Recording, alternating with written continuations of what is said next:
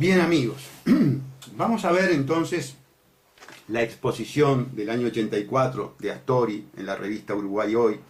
Estamos en la página 8. Entonces, decía, una tarea central a cumplir al formular esta propuesta distinta es la de destruir esos mitos, discutiendo las bases sobre las cuales se apoyan y demostrando que son falsas.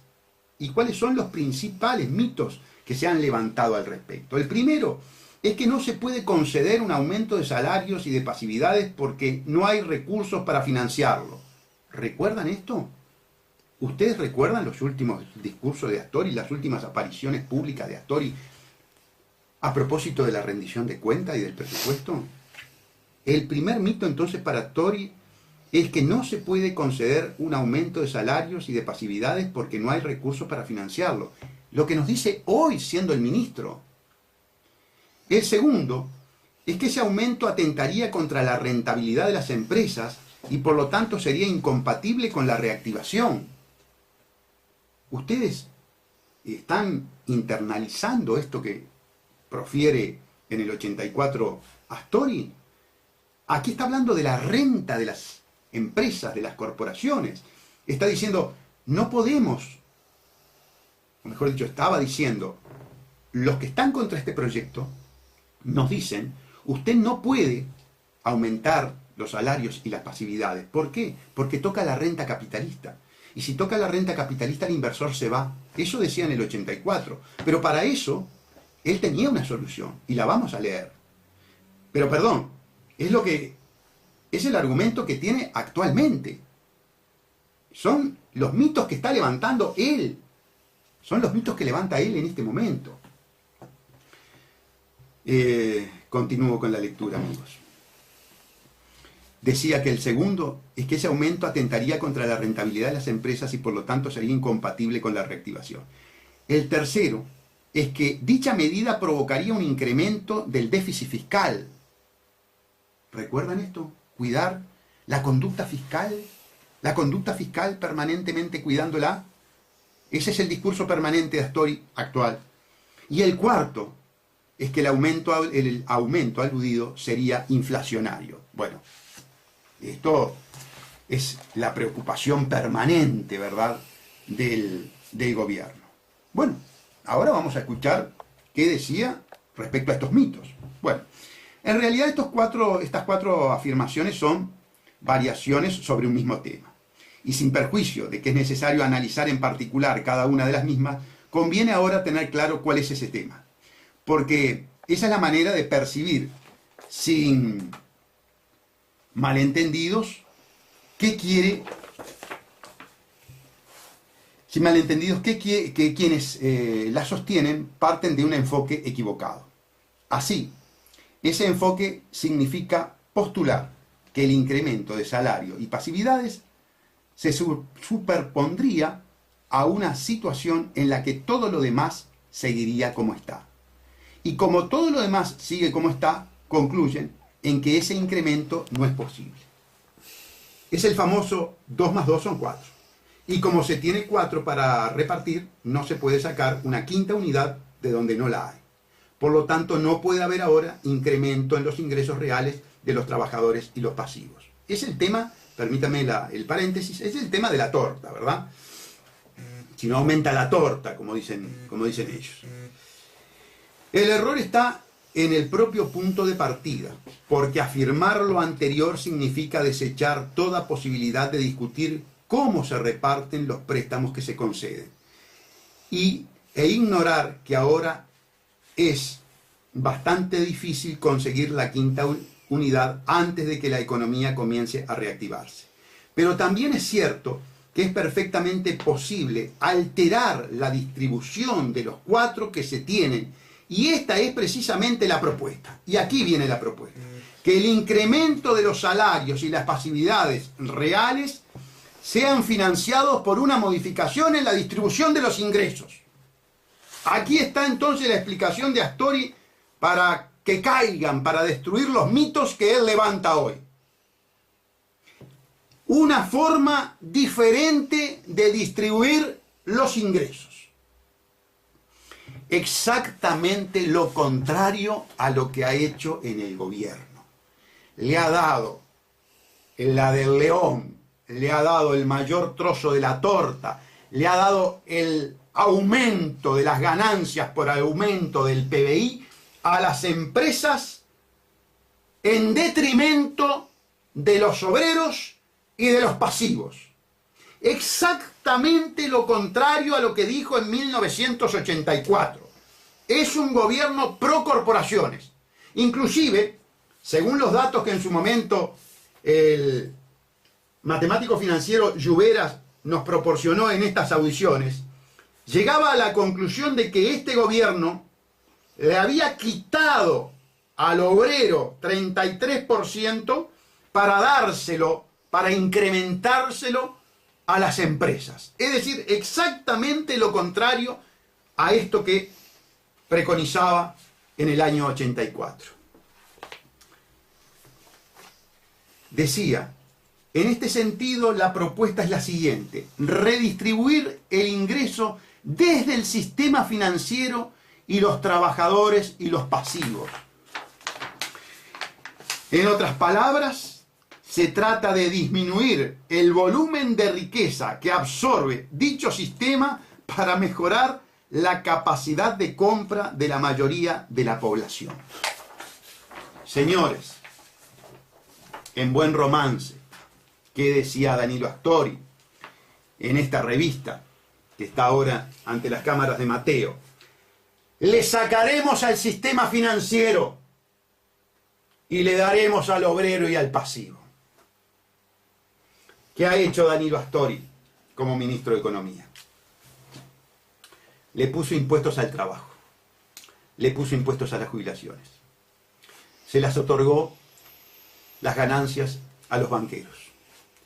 Y por si eso fuera poco, y por si fuera poco que los banqueros han demostrado a nivel planetario ser una lacra criminal, ahora utiliza una ley inconstitucional, la falsa ley de inclusión financiera, que es ley de esclavización financiera, para obligarnos que el fruto de nuestro trabajo, de nuestro esfuerzo, sea manejado, manipulado por esas entidades.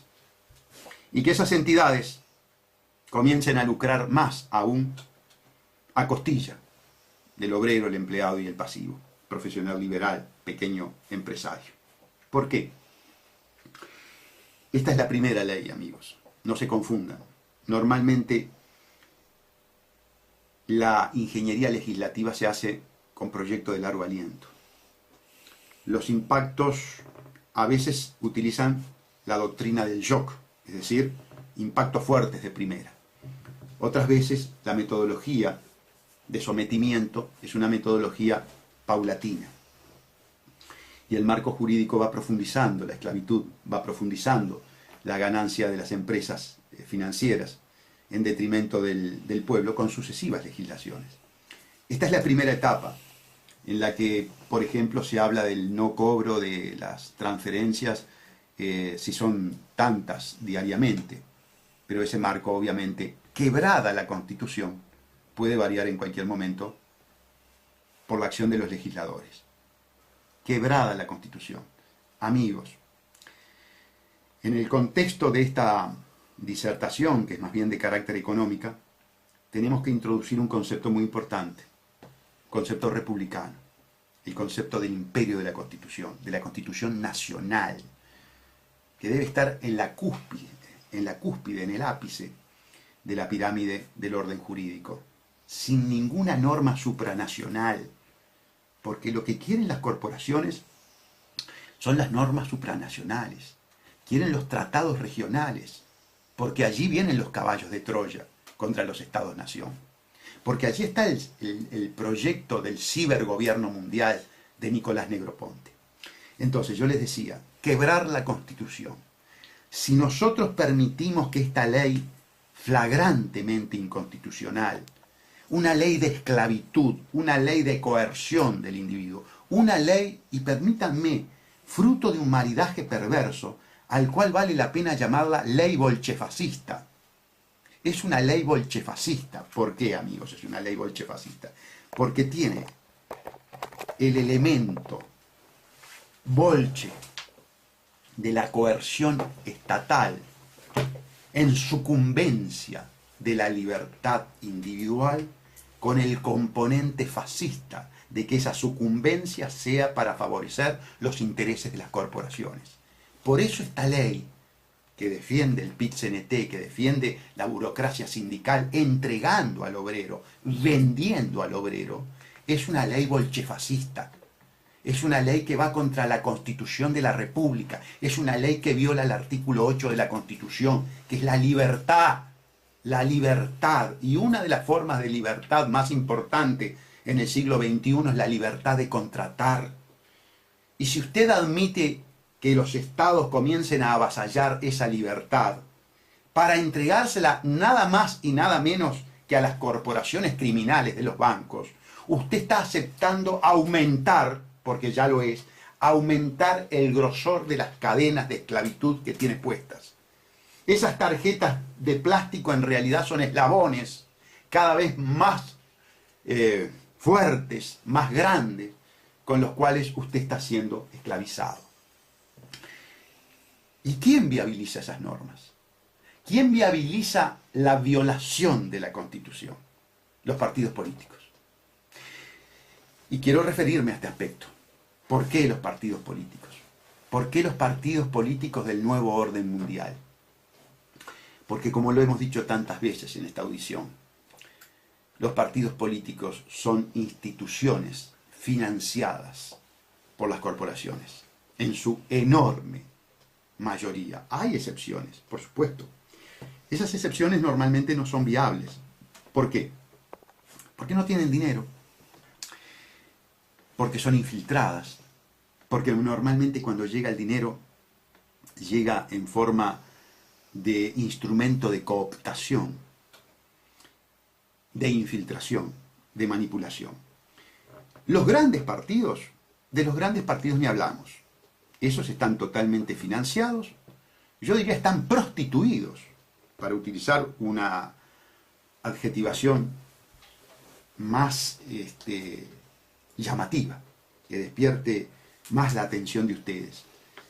Si yo parto de la base que Bayer paga 66.000 millones a Monsanto, si yo parto de que Chemical China compró Dow y compró Syngenta, y que en definitiva junto con Archer-Daniels-Midland quedan 4 empresas manejando toda la agricultura planetaria, ¿ustedes pueden creer que haya algún político que no se rinda a la coima de estas multinacionales? ¿Ustedes pueden creer que haya algún presidente que pueda resistir las coimas o las direcciones? Saquemos el tema coima.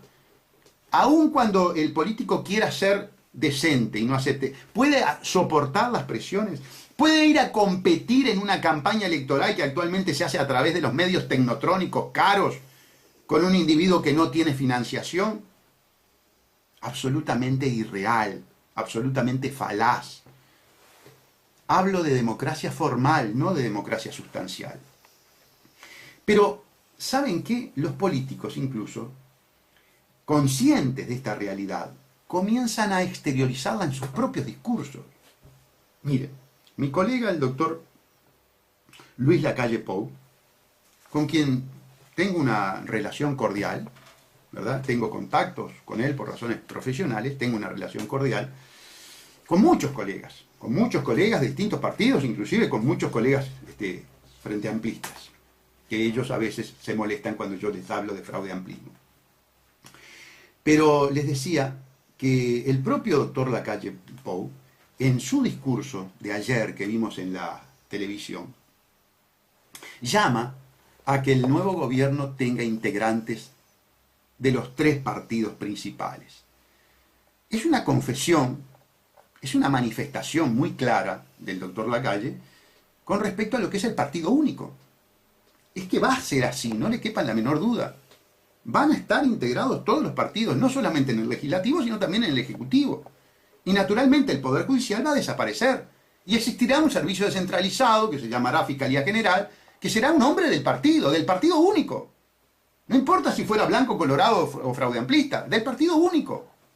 Porque de eso se trata, miren amigos. Si llegado a los 58 años de edad, como les decía, algo he aprendido, es que la división no es lumpen, proletariado y burguesía. No. Discúlpenme, inclusive los amigos marxistas que me están escuchando y que me llaman por teléfono para hacerme algunas observaciones, algunas críticas. La división es la división que establecía el publicista francés Duguay entre gobernantes y gobernados.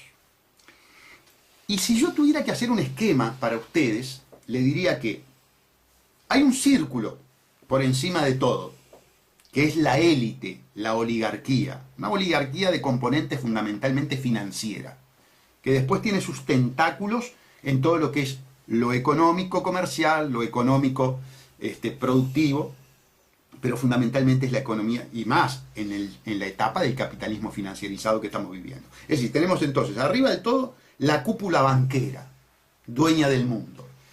Yo diría que hasta podríamos dar un nombre a la cabeza, porque ellos están jerarquizados. La dinastía Rothschild, precisamente la dueña de la City de Londres. Bien. Luego, por debajo de ella tenemos a los amanuenses, tenemos los viabilizadores, los facilitadores, los instrumentos. ¿Quiénes son? Los gobiernos, los políticos. ¿Qué son? Son la plantilla de empleados. Son la plantilla de empleados de esa élite. Y por lo tanto, si son la plantilla de empleados de esa élite, ¿qué van a hacer? Bueno, van a legislar para esa élite, en detrimento, en contra de los intereses de ¿quién? De la masa, del pueblo. Así de fácil. Luego tenemos una especie de línea, marcaría yo en este croquis, que son la academia, los grandes medios de comunicación, los elementos tecnotrónicos. ¿Cuál es el papel? Bajar hacia la masa el discurso correcto, el discurso único, el discurso que tiende a poner como algo absolutamente lógico y racional, el fraude, el despojo, la esclavitud a la que nos someten los banqueros. Y luego, ¿quiénes están? Simplificando el esquema, la masa. Y luego está la masa. Claro que por ahí muchos me pueden decir le faltó el sindicalismo jugando a favor de esa oligarquía banquera. Por supuesto, muchas cosas pudieron quedar en el medio de una simplificación que intentamos hacer. Pero grosso modo, ese es el esquema vital. Yo diría, recordando una pintura que me llamó mucho la atención en un museo de Florencia, el árbol de la vida. Ese sería el árbol de la vida. Arriba, la oligarquía y sus amanuenses, en un gran banquete. Abajo la masa. Por supuesto que la masa no es homogénea y uniforme. Hay una burguesía, hay un sector importante de la humanidad que disfruta de lo que derrama la oligarquía en su banquete, en su orgía, en la cúpula del árbol. Y además el derrame es real, tanto en la vida fenomenológica como en la propia pintura que yo les hago mención. Pero esa pintura tiene un componente que son dos individuos, un individuo dándole hacha al tronco, donde están en la copa la oligarquía disfrutando de la orgía y de los placeres terrenales. Y también eso es cierto. Porque al comienzo de esta audición nosotros dijimos que el sistema, este sistema que criticaba en el 84 Astori y que ahora es un defensor, yo diría fanático, conlleva a la autodestrucción planetaria, a la autodestrucción de la humanidad. Entonces también en ese aspecto esa obra, que la pueden buscar en Google, yo tuve la suerte de verla personalmente, y vale la pena porque es una representación cabal de lo que estamos viviendo. Les decía entonces, amigos, que el político, los partidos políticos, la partidocracia, es simplemente un instrumento. un instrumento comprado, un instrumento financiado por la élite internacional. La élite internacional quiere que todas estas medidas, todo este discurso del año 84 sea visto como algo demencial, esquizofrénico, patológico. La academia inclusive se encarga de estigmatizar a quienes osen repetir este tipo de propuestas. Yo al comienzo de la audición, con total lealtad intelectual, les dije, el socialismo fracasó. Y eso es un hecho consumado, es un dato de la realidad. Pero amigos, el fracaso del socialismo dejó a las fuerzas más salvajes del capitalismo para que hicieran del planeta una verdadera orgía. Y una orgía de sangre, una orgía de aflicción. Los responsables de esa orgía de aflicción es la élite financiera internacional.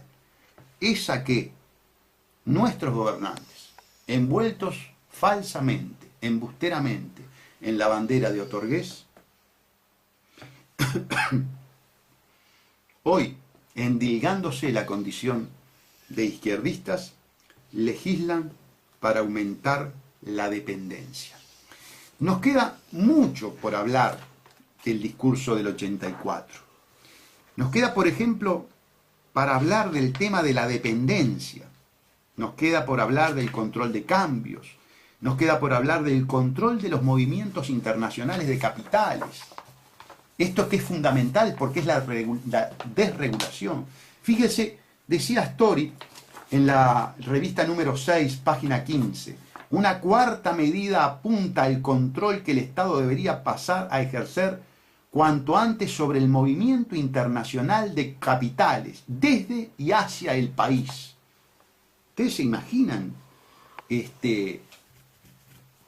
al Danilo Astori de hoy bregando por la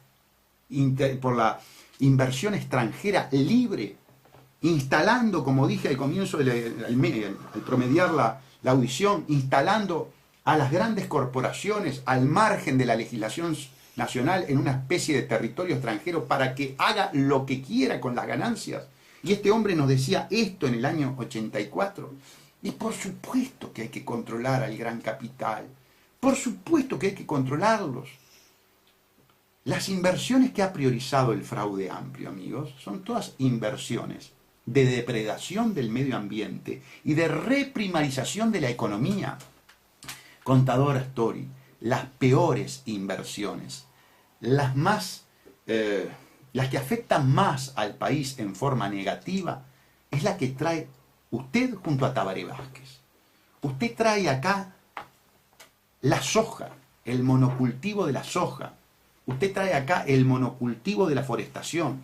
Y usted trae acá la industria contaminante que agrega muy poca mano de obra, además de la contaminación. Viene seguida de la mentira, viene contextualizada con la falsedad, lo cual no nos debe llamar la atención.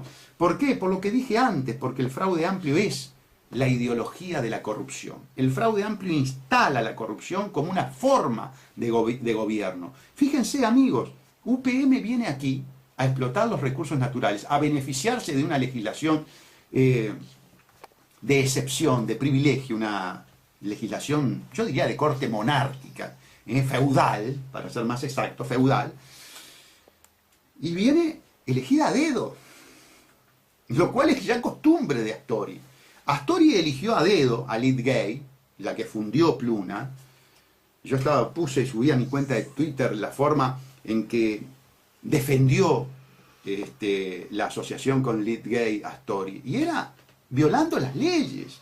Fue una asociación criminal. Astori debió y debe declarar en calidad de indagado, tal como estoy pidiendo para Mujica, que sale hoy en el diario El País, en el caso Pluna, cuando nosotros denunciamos en el 2007. Pero no me voy por las ramas, voy a la ideología de la corrupción instaurada por el fraude amplio. Los negocios a dedo, como Aire Fresco, los préstamos politiqueros, como Fripur, entonces, amigos, las inversiones traídas en contratos secretos, con cláusulas confidenciales, con garantías de ustedes, el pueblo, firmadas en forma oculta, de sorpresa, como se agarró a Lorenzo. Todo eso pasa con un hombre que en el 84 nos decía: una cuarta medida apunta al control que el Estado debería pasar a ejercer cuanto antes sobre el movimiento internacional de capitales, desde y hacia el país. Miren, amigos, para redondear, les quiero decir lo siguiente. Tal vez ninguna de estas medidas, que pueden ser muy saludables para el país, se puedan tomar en el contexto internacional. Ni siquiera supongamos la hipótesis remota de que por un aborto de la naturaleza el doctor Salle fuera presidente de la República, podría tomar este tipo de medidas. Y tal vez tendría que tomar las medidas que está tomando este gobierno. Naturalmente presionado, coaccionado, como nos coaccionan con la ley de bancarización. Pero ¿saben qué? Lo que le reclamaría yo, en todo caso, al doctor Salle o a cualquier persona que tenga mi discurso: sinceridad, lealtad. Salir a la población y decirle: miren, amigos, somos un pueblo de 3 millones de habitantes, una nación de 3 millones de habitantes, estamos rodeadas por gigantes que responden, son cachorros del imperio, el imperio con todas sus fuerzas, la corporatocracia con todas sus fuerzas, de forma tal de que si nosotros no hacemos lo que nos dicen, nos eliminan de la faz de la tierra, nos hacen un cerco y morimos. Esa sinceridad. No lo hacemos porque sea bueno, lo hacemos bajo coacción. Y una cosa que sí es perfectamente eludible, una cosa que sí es perfectamente evitable: quitar la ideología y la práctica de la corrupción, moralizar la administración pública, que impere la Constitución y la ley, que no sea una mentira cínica como la que realiza el presidente Tabaré Vázquez dentro de la Constitución y de la ley todo, cuando su gobierno es un gobierno profundamente corrupto y fuera de ella nada, como es actualmente, fuera de la Constitución y de la ley. Que esa cláusula, que esa frase sea real y que exista un poder judicial fuerte, valiente, independiente, bien dotado para que lo lleve a la práctica. Nos encontramos el próximo lunes, amigos.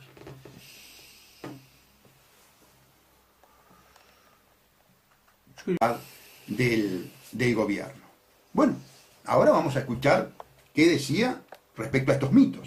Bueno, en realidad estas cuatro afirmaciones son variaciones sobre un mismo tema. Y sin perjuicio de que es necesario analizar en particular cada una de las mismas, conviene ahora tener claro cuál es ese tema. Porque esa es la manera de percibir, sin malentendidos, qué quiere... Sin malentendidos, que quienes la sostienen parten de un enfoque equivocado.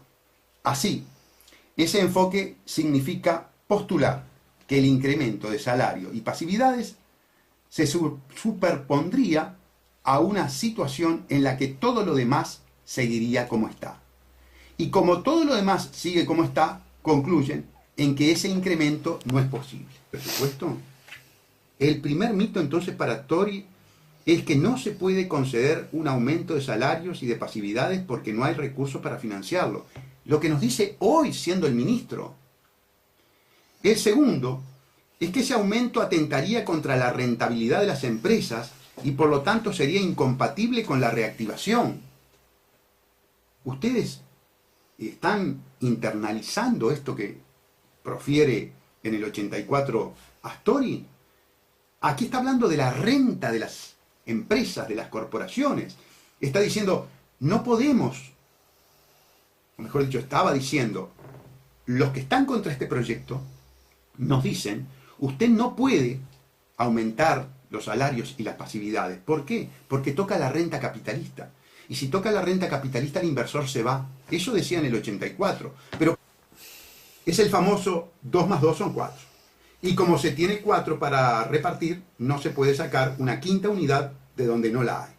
Por lo tanto, no puede haber ahora incremento en los ingresos reales de los trabajadores y los pasivos. Es el tema, permítame el paréntesis, es el tema de la torta, ¿verdad? Si no aumenta la torta, como dicen ellos. El error está en el propio punto de partida, porque afirmar lo anterior significa desechar toda posibilidad de discutir cómo se reparten los préstamos que se conceden. E ignorar que ahora es bastante difícil conseguir la quinta unidad antes de que la economía comience a reactivarse. Pero también es cierto que es perfectamente posible alterar la distribución de los 4 que se tienen, y esta es precisamente la propuesta.